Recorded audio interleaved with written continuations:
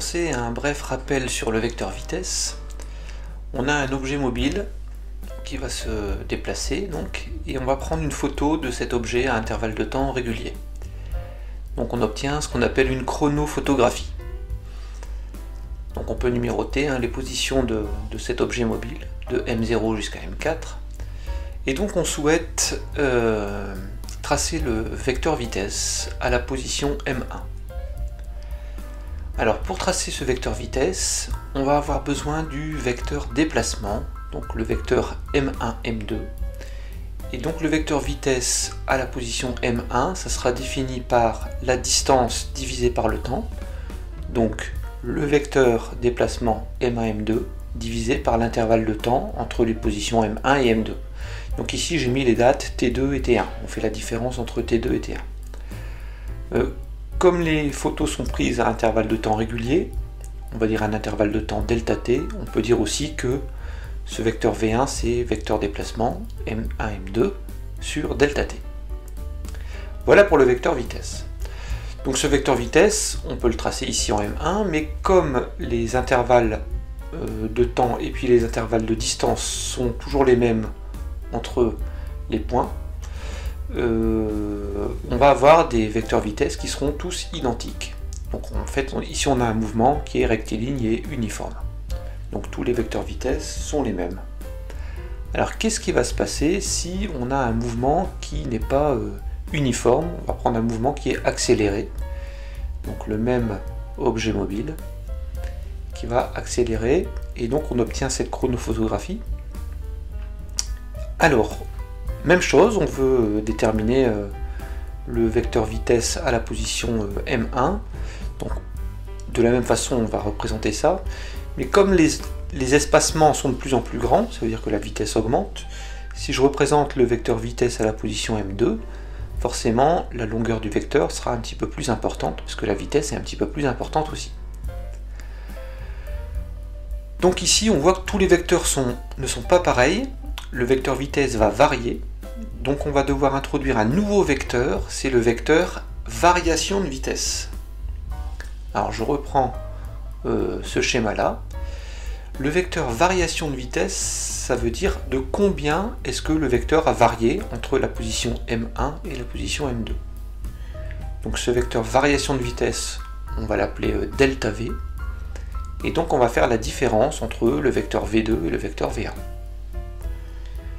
Concrètement, on va prendre la longueur du vecteur V2 et puis on va retirer le vecteur V1. Donc pour retirer le vecteur V1, il faut le retourner, donc le faire partir dans l'autre sens, ça c'est le vecteur V1. Et donc ce qui reste, ça correspond à delta V.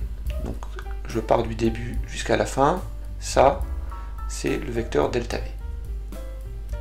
Donc ça c'est le vecteur variation de vitesse. Je fais un autre exemple sur un mouvement circulaire. Alors sur un mouvement circulaire uniforme, on a ce vecteur vitesse qui est là, et donc l'objet se déplace en tournant autour du centre du cercle. Et donc, alors la longueur du vecteur sera la même, c'est juste l'orientation du vecteur qui est différente. Alors si on calcule le vecteur variation de vitesse ici, donc de la même façon, je vais faire V2 moins V1, donc je vais devoir reporter le vecteur V1 dans l'autre sens pour avoir moins V1, et donc ça c'est le vecteur variation de vitesse. Alors on voit que c'est dirigé vers l'intérieur du cercle, mais en fait si on prend des distances de plus en plus petites entre les positions 1 et 2, si on prend des distances de plus en plus petites, on va voir que le vecteur variation de vitesse, finalement, il va devenir radial, c'est-à-dire orienté selon un rayon du cercle. Et donc si je prends une distance infiniment petite entre les deux positions des deux points, le vecteur delta V, en fait, il sera exactement dirigé suivant un rayon du cercle. Donc dirigé vers le centre du cercle. Alors, on va parler des forces appliquées au système. Alors, par exemple, si on jette un objet en l'air, on va avoir cette forme-là, donc ça c'est la trajectoire, et donc on va représenter les vecteurs vitesse. Alors à deux positions différentes, donc je vais représenter le vecteur vitesse V1 ici, le vecteur vitesse à la position suivante, ici V2. Alors, remarquez que le vecteur vitesse, il est toujours tangent à la trajectoire. On va à nouveau représenter le vecteur variation de vitesse, donc V2 moins V1. Donc j'ai V2, je reporte V1 et je le mets dans l'autre sens. Ça, c'est le vecteur variation de vitesse. Alors ici, l'objet qu'on a jeté en l'air, il est juste soumis à une seule force, il est juste soumis à son poids, c'est la force de gravitation. Si je représente le poids ici, et ben on remarque que le delta V, le vecteur delta V et le vecteur poids, ils sont collinéaires, donc ils ont la même direction, le même sens. Alors ils n'ont pas la même longueur, hein, mais ils ont la même direction, même sens. Ça veut dire qu'il y a une relation directe entre les forces appliquées à l'objet et puis le vecteur variation de vitesse. Alors plus exactement, on va dire que la somme des forces qui vont être appliquées à un objet, ça sera égal à la masse de l'objet fois la variation du vecteur vitesse. Donc ici la somme des forces, c'est seulement le vecteur poids avec une seule force. Mais on peut donner un exemple avec plusieurs forces. Alors, je remets la formule ici, la somme des forces, la somme des vecteurs forces qui s'appliquent au système, c'est m fois delta V sur delta T.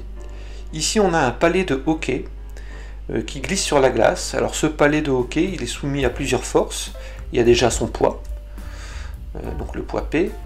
Et puis, pour éviter qu'il s'enfonce dans la glace exerce sur le palais une force de réaction qu'on va appeler R, qui est opposée à P. Et donc ce palais va glisser sur la glace. Alors la somme des forces ici elle est nulle. Et si la somme des forces est nulle, ça veut dire que la variation de vitesse sera nulle aussi. Donc ici le delta V sur delta T, ça sera aussi égal à 0. On va avoir un palais qui sera en mouvement rectiligne uniforme. Un autre exemple avec un skieur qui est sur une pente. Alors, ce skieur, il est soumis à quelle force? Alors, il y a déjà son poids, donc vertical vers le bas, ça c'est le poids. La réaction du support, alors la réaction du support, elle est toujours perpendiculaire au support. Donc ici, je peux faire la somme des forces appliquées. Ici, la somme des forces appliquées ne sera pas nulle. Hein, on voit que R ne va pas compenser exactement P, parce qu'ils n'ont pas la même direction. Et donc, je peux représenter la somme des forces, P plus R, ici en vert. Alors là, on voit que la somme des forces n'est pas nulle.